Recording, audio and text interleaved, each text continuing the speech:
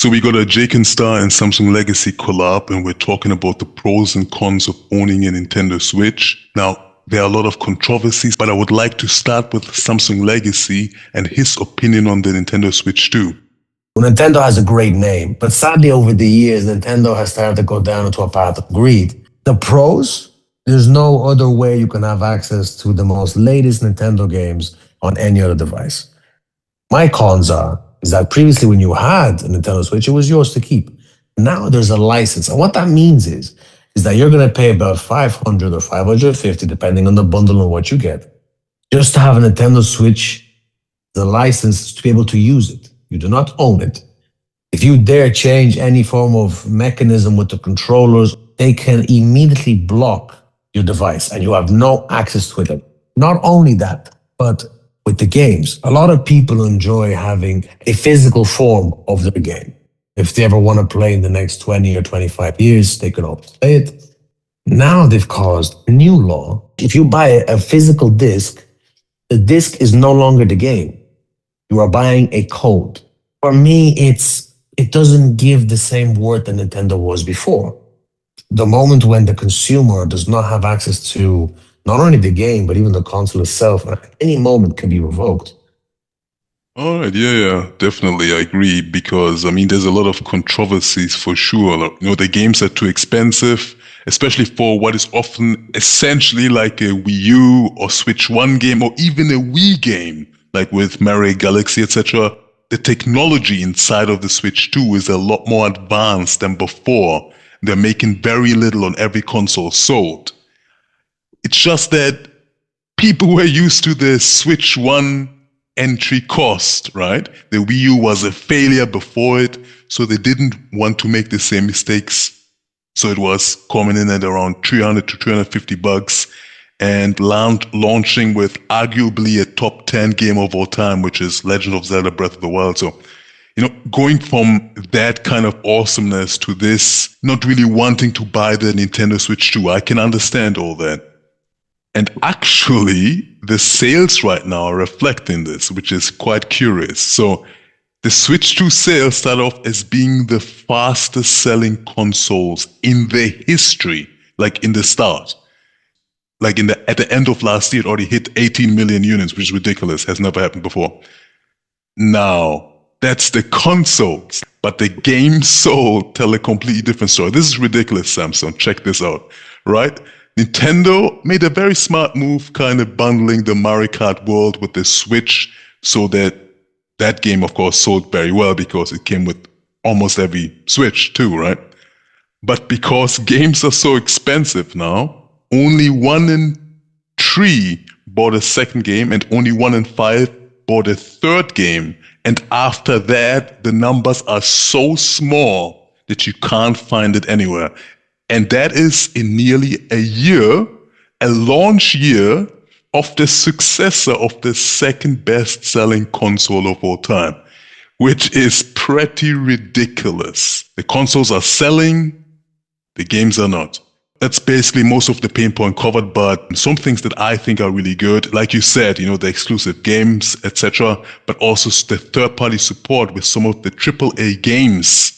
We have full Cyberpunk 2077, including Phantom Liberty running on a Switch 2. Some say not so good. I think it's very impressive for what the Switch 2 is, especially in handheld.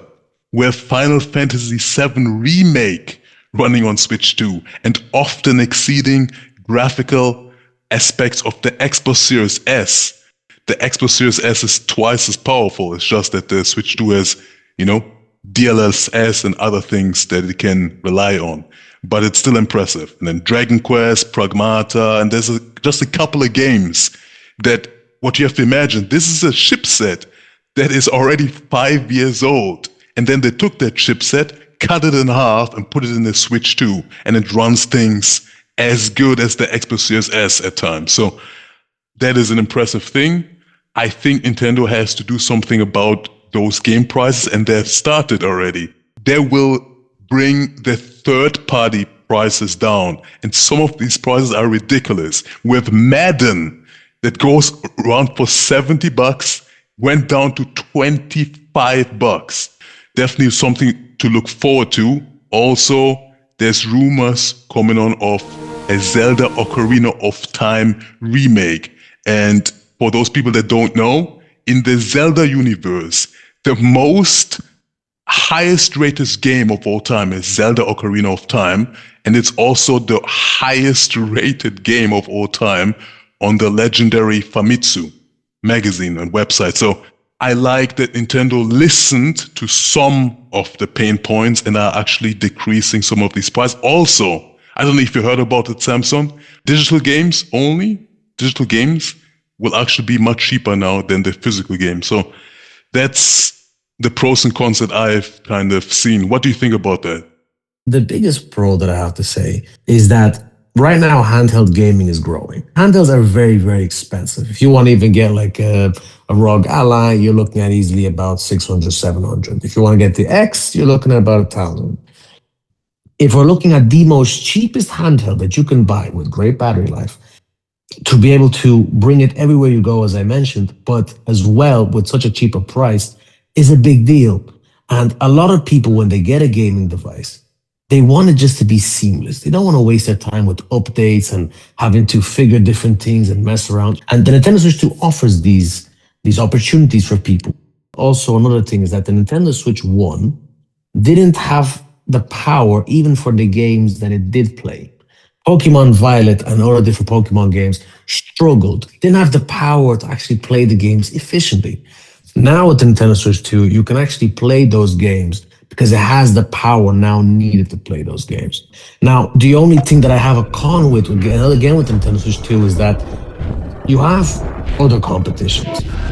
You have the option of getting a PlayStation 5, which you actually get much more cheaper than the Nintendo Switch. Then you have as well the Xbox Series S and X, where honestly you can get it for much more cheaper as well. And they will all run better, smoother, and with a much more better uh, quality graphically. I think the Nintendo Switch is really made for a person who doesn't mind these flaws, but they really, really enjoy having a portable device.